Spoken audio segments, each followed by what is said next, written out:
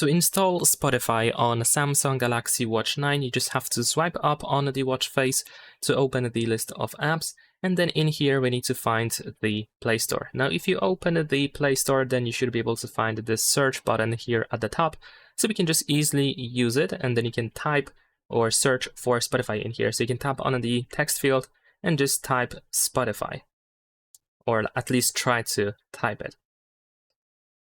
There we go, and then use the search option here in the bottom right corner. Actually, there is no corners, but you get the idea. There we go, here we have the Spotify app. Now, in my case, I have it already installed, but you will see install button here, or you can tap on the app itself to find install button here in this place.